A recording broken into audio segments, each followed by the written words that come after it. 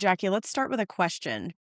If you had just won a gold Olympic medal in the Summer Olympics for basketball, and you heard your male counterparts laughing with the President of the United States about your performance, how would that make you feel? I'd be super upset and I'd probably like DM or text all of them and be like, y'all are pieces of shit. Like, how dare you? We have more gold medals than you.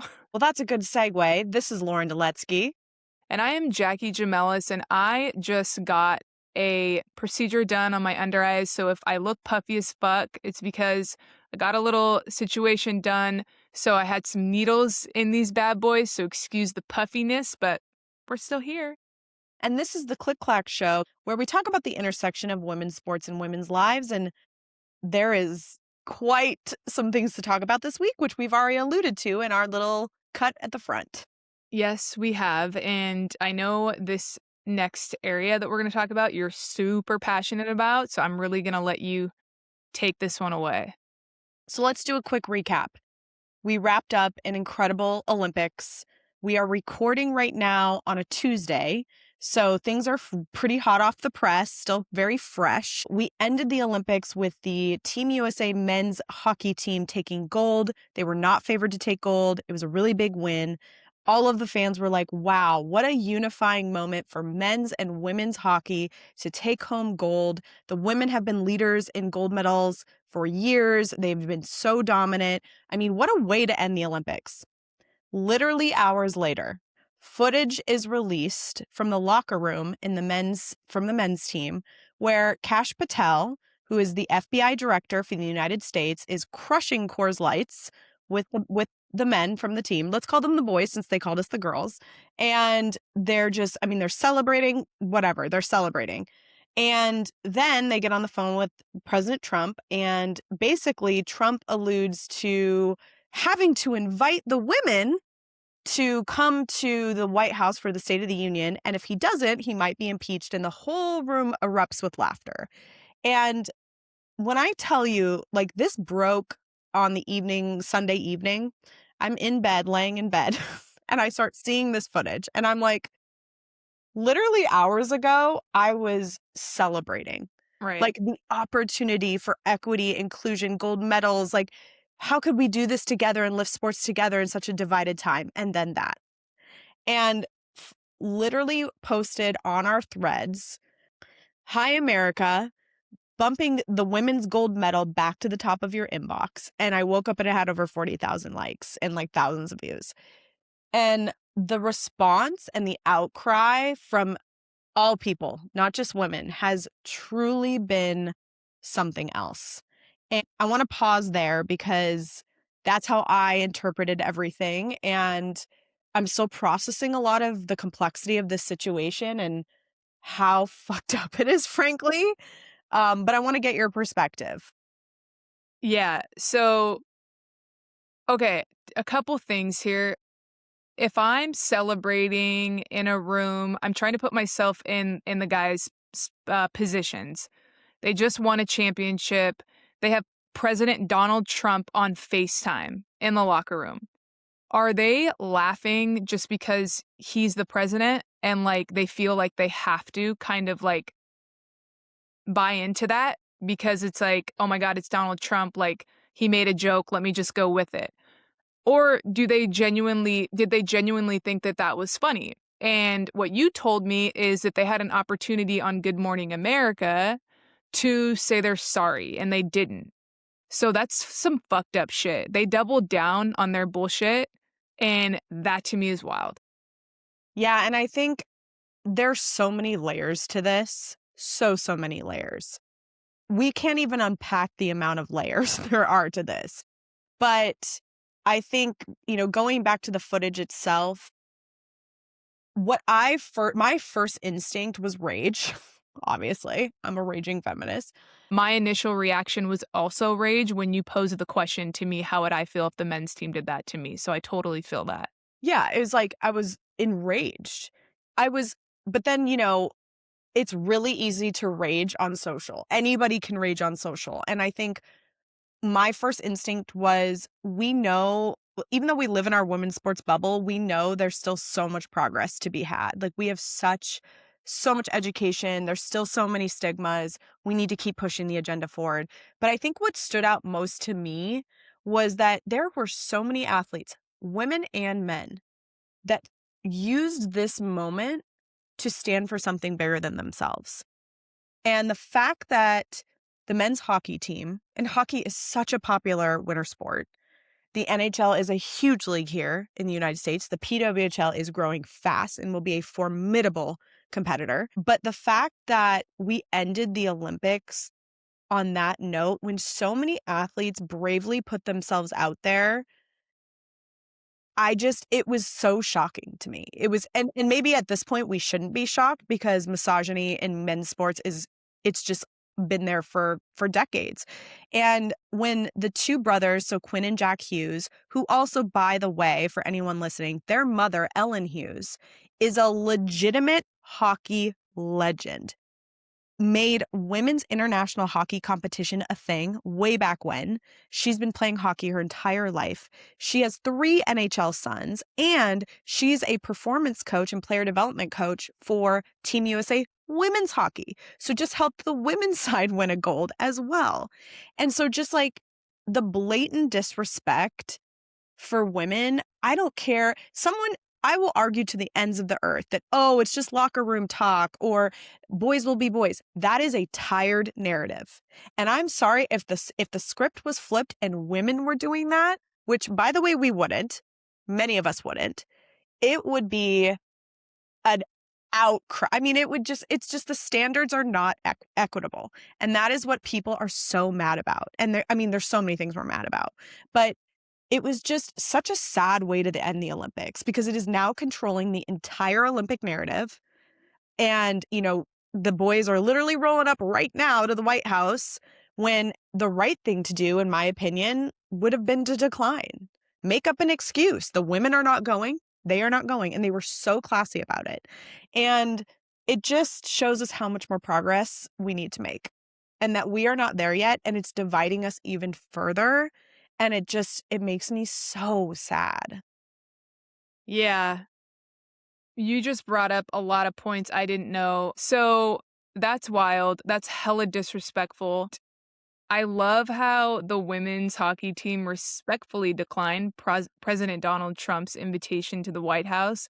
And I love how they accepted Flava Flav's invitation to go to Vegas. That was awesome. Well played. I think that's hella funny. Um, but yeah, the narrative to the ending of this Olympics should not have been what it is. And that is really sad. But I also think, too, it's our job as a society and as fans and as, the people who are covering stuff through social media to also play out a different narrative. And that is to celebrate all the amazing things that has happened up to this point, because you don't want to take such a special moment away from these young women and all of the amazing things that happened in this Winter Olympics be over a very stupid group of men that decided to act that way, in my opinion. I totally agree. And, it's so challenging in social media because everything is driven by rage bait.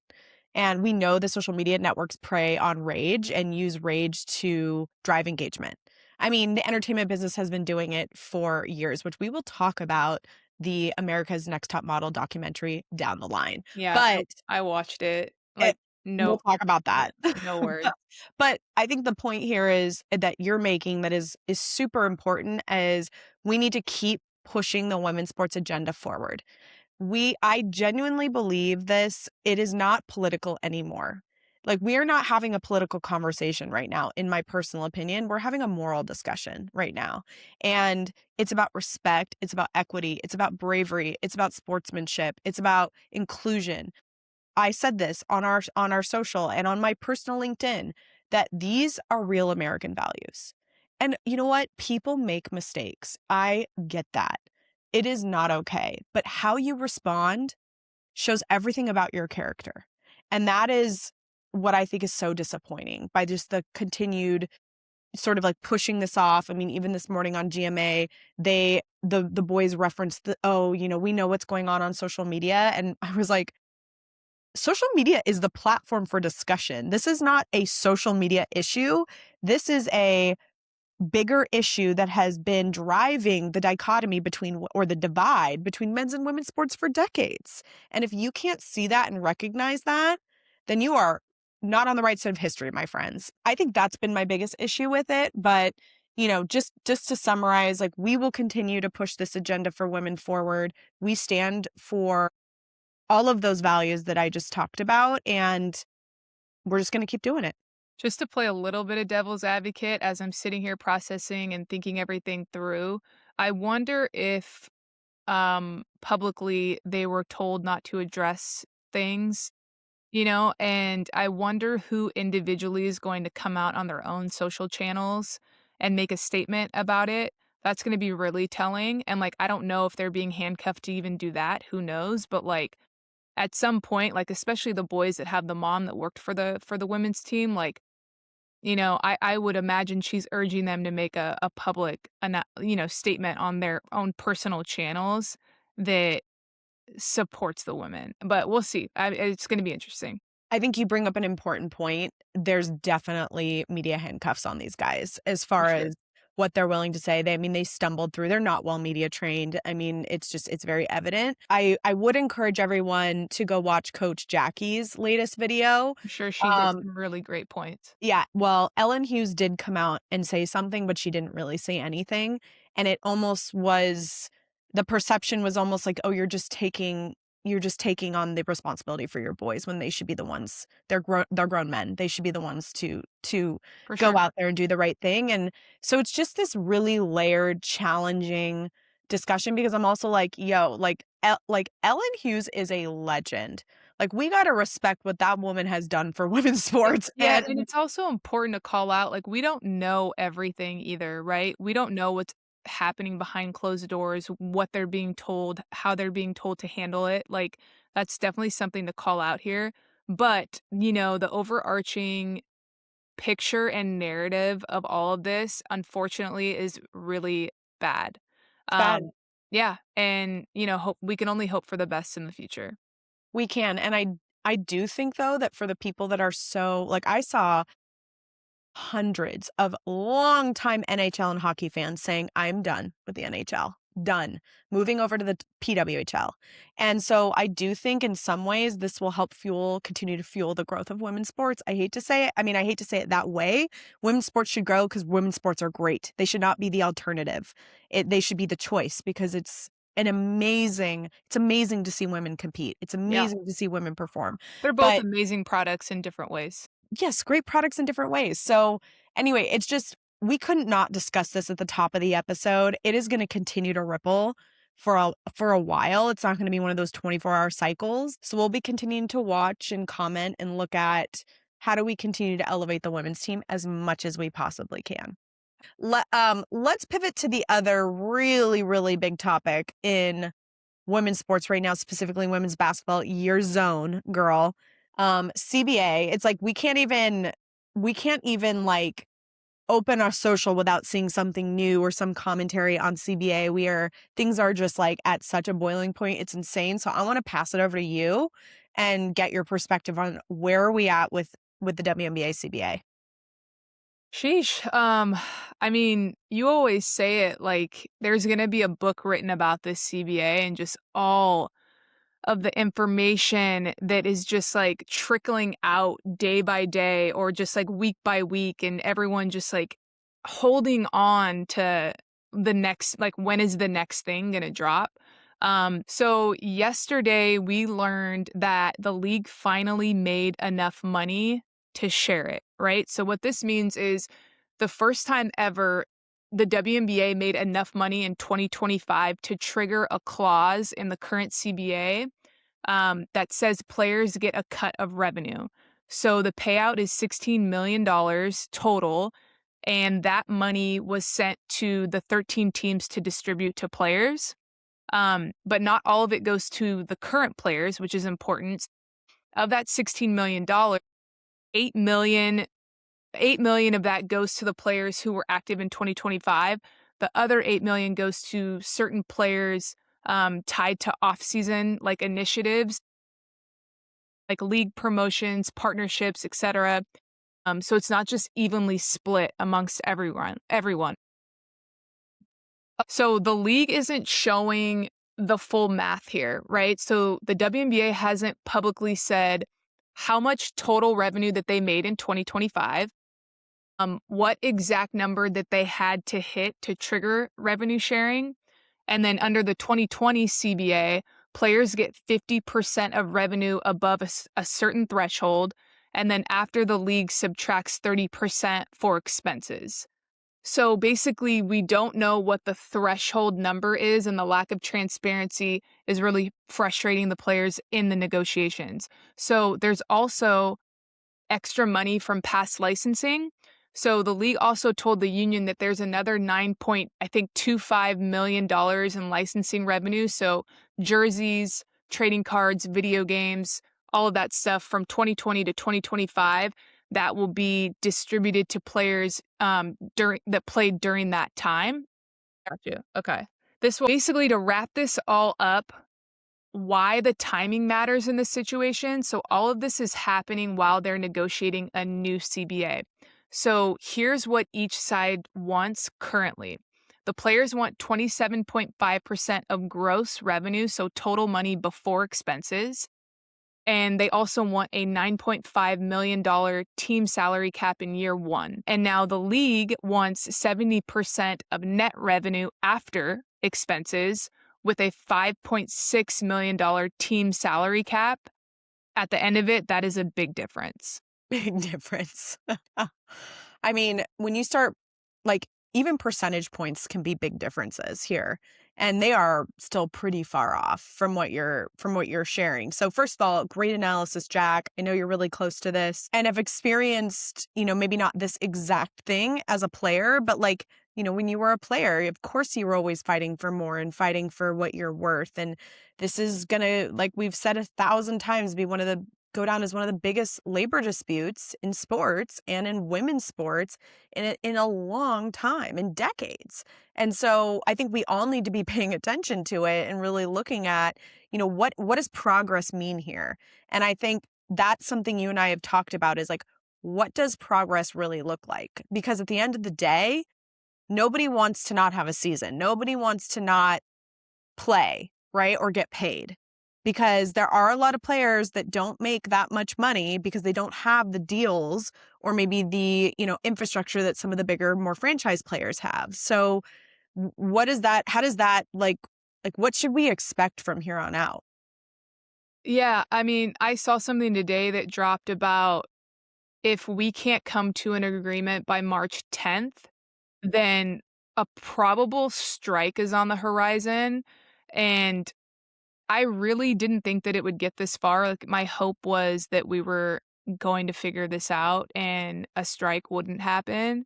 But being as though where everything stands as of like yesterday and the information that was shared in terms of revenue and like that threshold that was hit, I just think that changes the narrative a bit here. And I really want this CBA to get done. So does a lot of people. And the players are continuing to fight the good fight. And let's just see where we net out.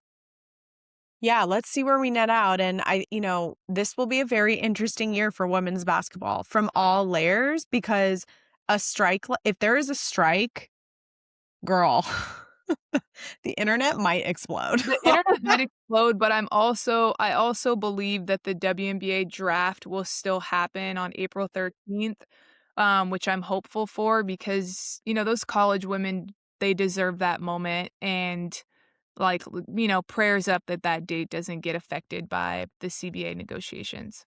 Yeah, and something that I have been thinking a lot about lately is fan desire. And I think the fan has changed so much with social media, with just curiosity, with content, with our behaviors are changing as it pertains to sports and we want more. Like it's a good problem to have in some ways because we're growing fandom in a massive way, especially with the women's game. But also, it's I can imagine on the flip side of the coin for the leagues and the teams, like they can't even keep up with the narrative and social and the questions and it's just so prolific across so many spaces. And I couldn't even imagine being a comms manager or being in the PR department at the WNBA right now. Like it would be a tall order. And I mean, obviously I could handle it, but but it's fans just want more. We are asking for more because we're giving you our money. We're giving you our attention, our time, our belief, our platforms. And again, that's a good problem to have, but also you have to do more. You got to keep up. You got to be more transparent. The corporate model is not going to always work. I mean, look at what's happening at the highest levels of our country right now. Everything is being challenged. And so I just think this is such a unique situation because in a normal CBA, you think about the CBA of the NBA in the 80s, like they didn't have social media. They didn't have it was people talking in rooms together about it. It didn't have all this halo, right? And it's just, I don't know, it's so fascinating to me. Yeah, no, for sure. And, I think there's been a few reporters in the space that have done a really good job reporting on the news. Shout out to those names, you know who you are. And I think, of course, fans want to know the nitty gritty. They want to know all the tea. And I think strategically, certain people leak certain stuff for that reason. Honestly, it's such a hush hush secret at the same time too. It's like so many people want to keep it tight, especially on the WNBA side.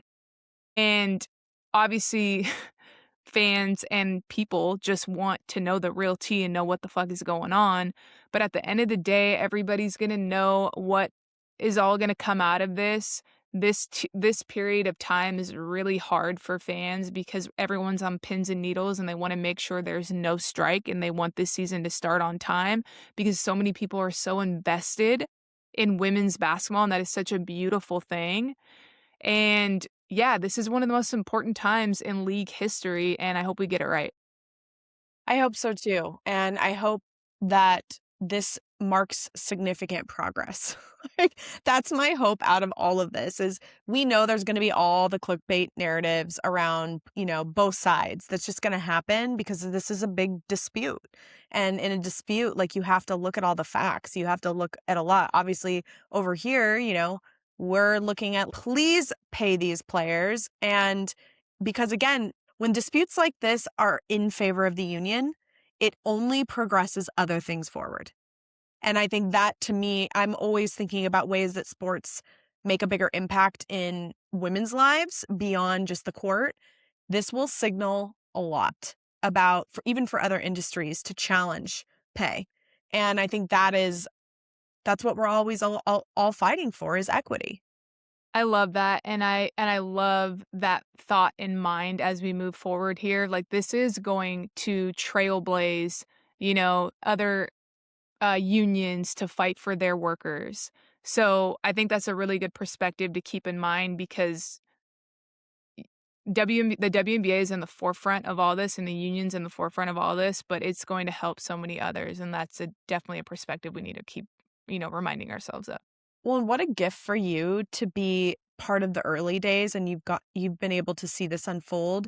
Now you haven't really been able to necessarily benefit financially like you should have in the day, but to be part of history like this as a former player is really, I mean, I can't imagine. I'm not a former player, but I'm sure it's you reflect a lot on that. No, absolutely. It's special. It's special to see how far the league has come and where it's going to go. I have a front row seat to all of it and just excited for what's to come. Jack, before we move on from the WNBA, some super sad news that the WNBA lost somebody who was very special, former player, Kara Braxton.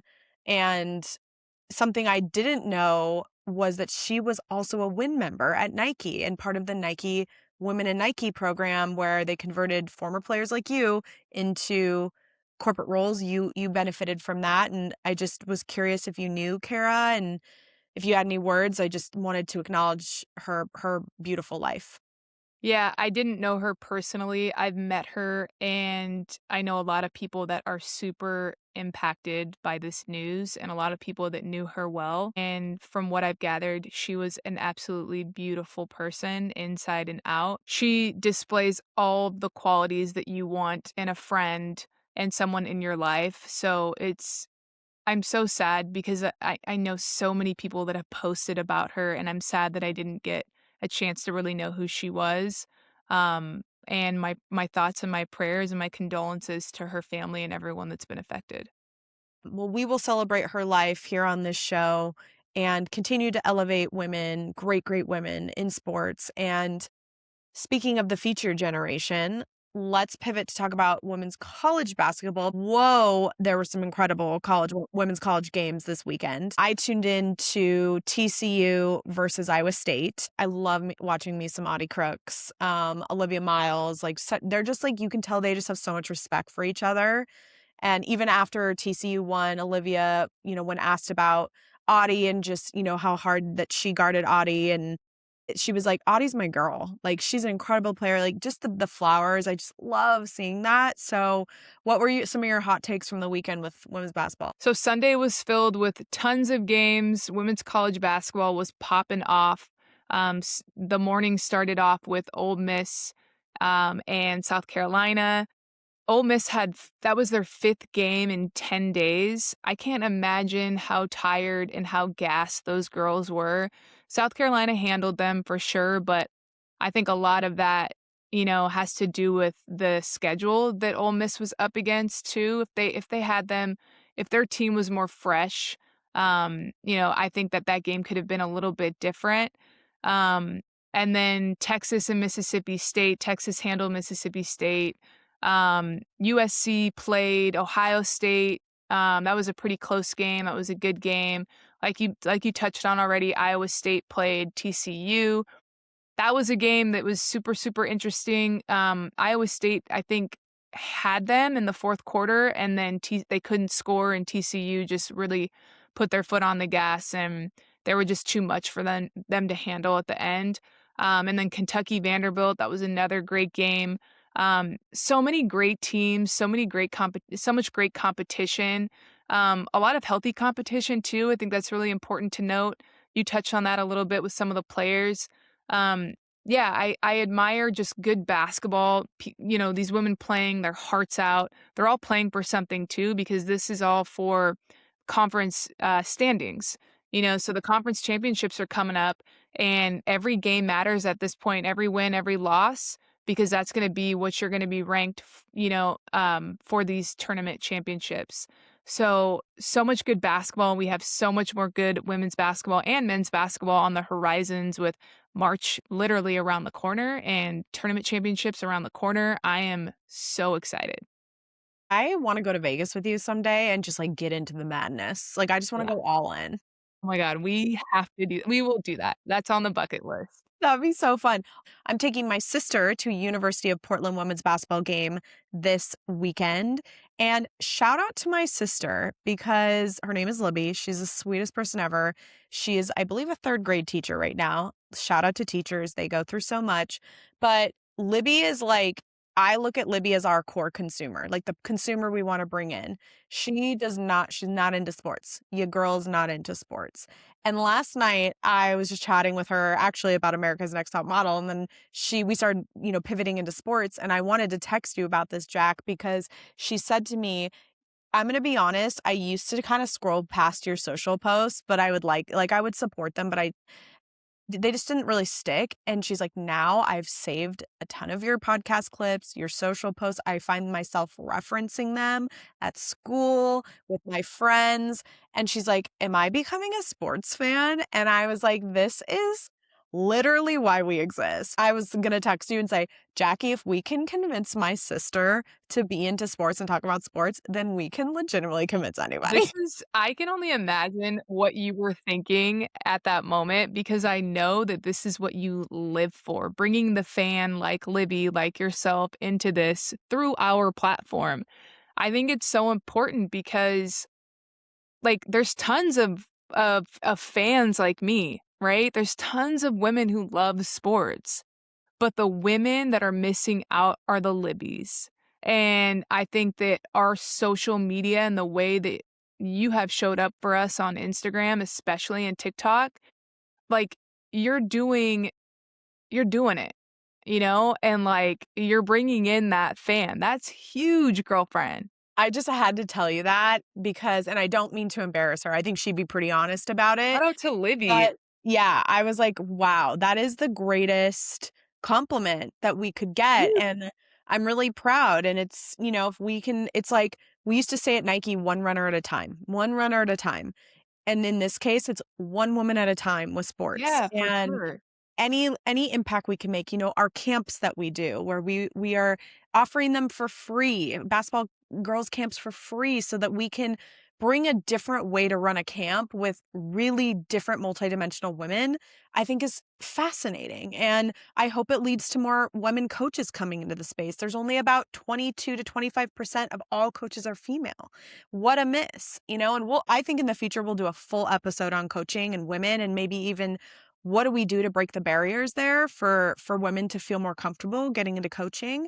And I'm sorry, but if I can do it, ladies, you can do it. I promise we can do it. And I think it's really important that we do, because that is how we want to change the response that happens after the men win gold. You need more women in the youth levels influencing men's sports. I'm just going to say it and leave that right there. So I it's a huge opportunity, and I'm really proud of that. I'm just really proud, one woman at a time, when it pertains, as it pertains to bringing more fans into this space and creating more equity, more energy, and more money, frankly, in this space. But before we move on to our favorite and last section, let's talk about some of the brands, big sportswear brands, the Nikes, the Pumas, the Skechers, and who are they scouting?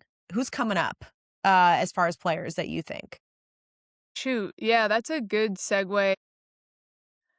Think it's gonna be really interesting to see what brands are gonna sign these NIL kids that are transitioning into the WNBA. Who's Nike looking at? Who's Adidas looking at? Who's and then there's these other emerging brands like Anta, who has Klay Thompson, and like, what are these brands gonna do with these players? I think you have one side of it, which is the NIL athletes, and then these WNBA athletes. Who are these WNBA athletes whose contracts are coming up and they're expiring? What brands are going after them? What are brands looking for? What type of player do they need? Right? So it's all going to be really interesting because obviously a shoe brand's idea of how they want to build out their roster, it's so fascinating to me. Like, who are you guys looking for? Are you looking for the person with the most, social media following that's popping off on social? Or are you looking for a certain type of basketball player that fits your roster? You have players that fit this mold. You have players that fit that mold. We need a player that fits this mold. So are you looking at someone like that, right? So it's going to be fun to see these transitions and these moves that happened in the shoe and apparel space, and then also just who's gonna get signed for the draft and NIL. For sure. I would say there's three core benchmarks from a marketing perspective that I think are just imperative for, at least from like the women's side of things, that brands should be thinking about. Performance, for sure. We've got to continue to elevate the performance stories of these women. Values. Your brand, every brand has to have core values. Making sure that the players you pick are authentically aligned with your brand. Like, can they talk about your brand? Are they passionate? Do they have deep stories? The third is brand itself, right? Like, do they have a good presence with their social following? How do they approach social? What does their personal brand look like? Those are all, I'm sure there's other things, but those to me are some of the core factors that just must be true in picking the right players. And so my hope is that, obviously with how big social media is getting for so many of these young players, it's like, okay, you can build a big social following now. That's just like it's not hard. Like I mean, it's hard. Let me say that. It is hard. What makes it work though is a good brand, and not everybody has it, okay? So that is something that I think is just and again, there's lots of experts out there in these brands that are making those decisions, but just from the media side of things and how I'm kind of seeing the come ups of some of these players and the brands, and like also how the fans are talking about them, because as we always say, the stories are in the comments. That is where we have to focus to really make sure that there's great storytelling, especially in the women's sports marketing space. For sure. And to wrap this up, I think brands are really being challenged with when they're signing athletes, are they really going to utilize them? Are they really going to market them? Are they really going to story tell around them? And that's why these smaller, more emerging brands like the Skechers, the Anta,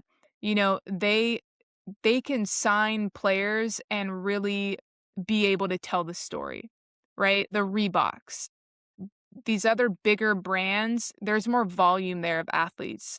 So it's harder to be super intentional with each athlete on the roster. So I think these brands now are being faced with that challenge because there are a lot more options now too. So it's a really Good point. interesting space to be in. And I do think that a lot of these companies have done an excellent job and are putting their money where their mouth is.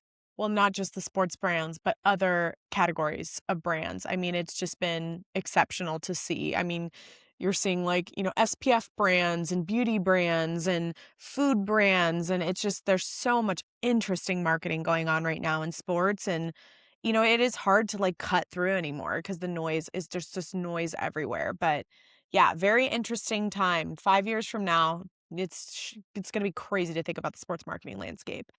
But with that, let's pivot into our most favorite, most reflective section of the day, Coach's Corner. And lately, we've both been weighing in on Coach's Corner. Yes, we So, have. do you want me to start or do you want to start? Mine is super short and simple, and all I have to say is stick up for what's right, right? Have a voice, speak to what you believe in at your core, because authenticity shines so bright. And when you are accepting something that you don't believe in, that's a really hard place to be. And I just want to say that it is okay to be honest. It is okay to speak your truth. Um, if there's something going on that you don't like, have the courage and the confidence and the self dignity to say something. Love that. I would say my Coach's Corner for the week is language matters more than ever. And we live in a very quick to act and respond culture now. Cancel culture is a real thing. And I genuinely think that we don't want to be divided. We don't want negativity. We want a society that reaches for greatness always and is unified. I mean, I'd like to think that about people generally.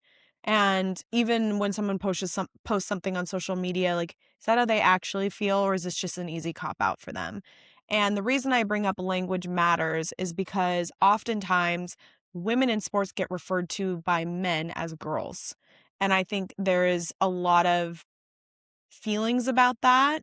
It feels dismissive. It feels juvenile. It feels like we haven't earned our place.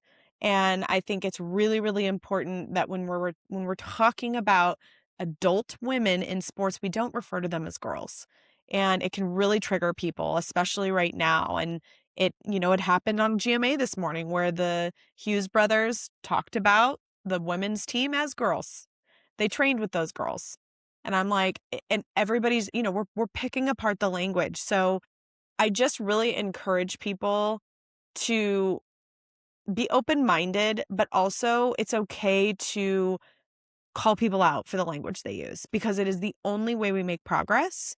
And as somebody who grew up in communications, as somebody who's also made mistakes with my communication, nobody is perfect, people. Nobody is perfect, far from it. But I would just really encourage everybody to be very intentional. And then the flip side of that is if you are making content, be mindful of rage. Like I see these great content creators that I'm like, oh, their points are great, but then they go off on a rage bait and they're calling these people losers and like really just negative. I'm like, two negatives don't make a positive. Okay.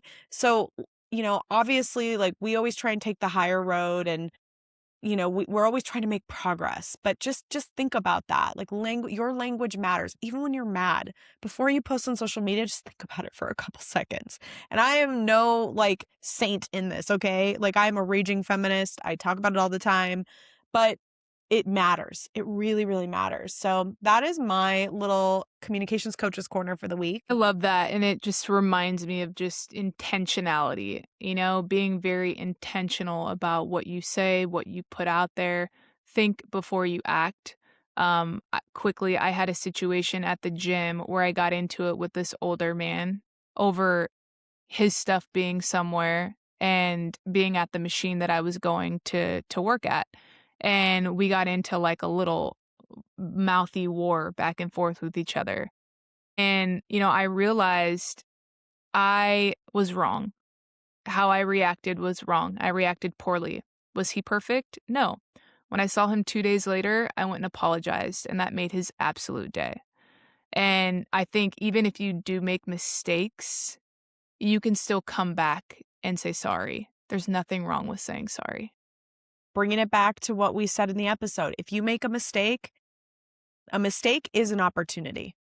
And how you respond shows everything about your character. And I love that you just called yourself out and you were vulnerable and told our listeners that story because we all fuck up. Like we all say stuff that's not great. No, And that's just being a human. We're imperfect. We're not robots. Like I we don't was want having a bad day. I was yeah. wrong, and it's okay. We I'm don't sorry. we don't want to be AI robots for a reason. Like No, we're that's all humans. We make mistakes. We need to be vulnerable and say sorry. It is okay. That's not a weakness. absolutely. And learn from the language we use.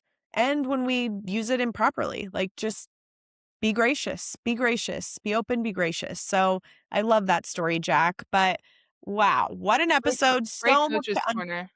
great coaches Let me corner. just say that, on a clean slate. Yeah. Yeah, great coach's corner. Oh, I like that one.